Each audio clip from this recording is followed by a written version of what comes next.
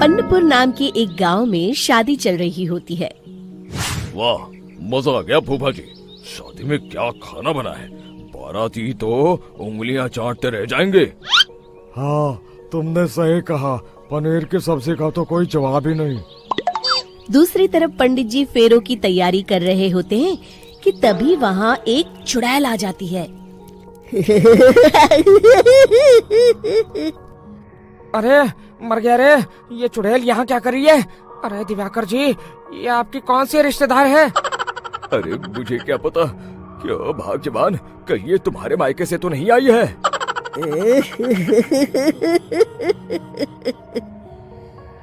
तुम लोगों की इस गांव में बारात लाने की हिम्मत कैसे हुई? मेरे रहते इस गांव में किसी की शादी नहीं हो सकती। अब तुम लोग देखो मैं क्या करती हूँ।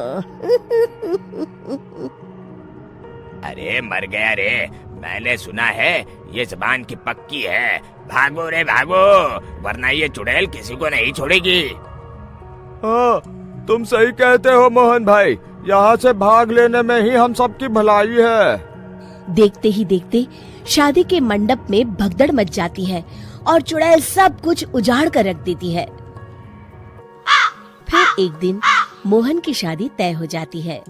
अरे भाई, अगले हफ्ते मेरी शादी तय हो गई है, लेकिन इस चुड़ैल की दहशत के मारे तो मेरे हाथ पैर कांप रहे हैं। अरे मोहन, तुम्हारा दिमाग तो खराब नहीं हो गया? तुम अपने साथ साथ हम सब गांव वालों को भी बलि का बकरा बनाना चाहते हो? उस चुड़ैल के रहते तुमने अपनी शादी के बारे में सोच भी कैसे लिया? देखो गोपाल, डर तो मुझे भी लग रहा है, लेकिन उस चुड़ैल के डर से मैं जिंदगी भर कुंवारा तो नहीं रह सकता। तभी वहाँ मोहन के होने वाले ससुर आ जाते हैं। अरे ससुर जी, आप? देखो, अब तक मैं तुम्हारा ससुर बना नहीं हूँ और शायद बनूंगा भी नहीं। ये आप क्या कह रहे हैं? मैंने तो शादी का कोड भी सिलवा लिया है। मैं अपनी बेटी की शादी किसी अच्छे गांव में कराना चाहता हूँ। तुम्हारा गांव तो भूतिया गांव है। मैं तो क्या, अब तो कोई भी अपनी लड़की इस गांव वालों को नहीं देगा। इस तरह चुड़ैल के डर से उस गांव में किसी की भी शादी नहीं हो पाती। फिर एक दिन गांव के जमींदार अपनी बेटी की शादी करने का विचार करते हैं, लेकिन चुड़ैल के डर से उनकी भी हिम्मत जवाब दे देती है। अगर मेरी बेटी की शादी तय समय से नहीं हुई तो मेरी नाक कट जाएगी। मुझे कुछ करना ही होगा। एक सलाहकार के कहने पर जमींदार काशी से एक बहुत ही नामी तांत्रिक को अपने घर बुलवाते हैं, जो भूत चुड़ैल को पकड़ने में माहिर माना जाता था। जमींदार साहब, आप चिंता मत करिए। इस गांव की सीमा में प्रवेश करते ही मुझे उस चुड़ैल के बारे में सब पता चल गया था। आप उसे जल्दी से जल्दी कैद कर लीजिए ताकि मैं अपनी बेटी की शादी कर सकूं।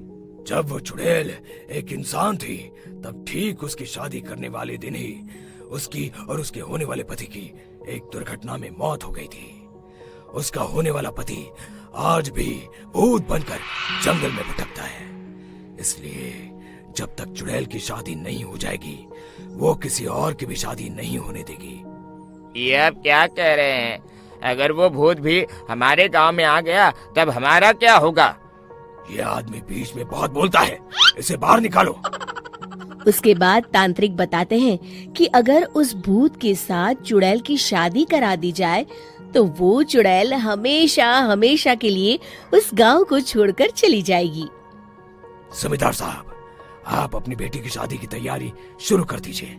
मैं कुछ गांव वालों को अपने साथ लेकर उस भूत को ढूंढने जंगल की ओर जाता हूँ। इस तरह जमींदार निश्चित होकर अपनी बेटी की शादी करवाने लगते हैं, लेकिन तभी वहाँ चुड़ैल आ जाती है।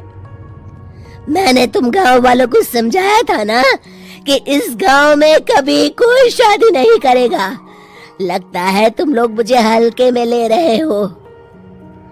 चुड़ैल जमींदार की बेटी को उठा लेती है।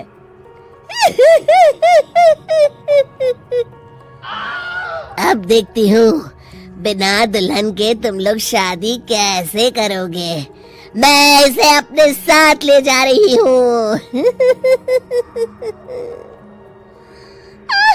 छोड़ मुझे, पिताजी, मुझे बचाइए।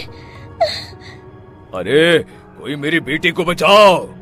तभी तांत्रिक उस भूत को लेकर वहाँ पहुँचता है। अरे भाग्यवान, रुको, इन मासूमों को परेशान मत करो, मैं आ गया हूँ, अब तुम मेरे साथ चलो। चुड़ैल बहुत खुश हो जाती है। आप आ गए, चलिए अब हम मंदिर में चलकर शादी कर लेते हैं। अरे अरे अरे अरे, ये क्या कह रही हो? मंदिर में जाके दोबारा मरना है क्या? चलो, आज से हम जंगल में रहेंगे।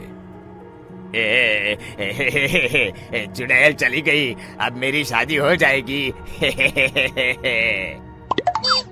इस तरह सभी गांव वाले खुशी से झूमने लगते हैं।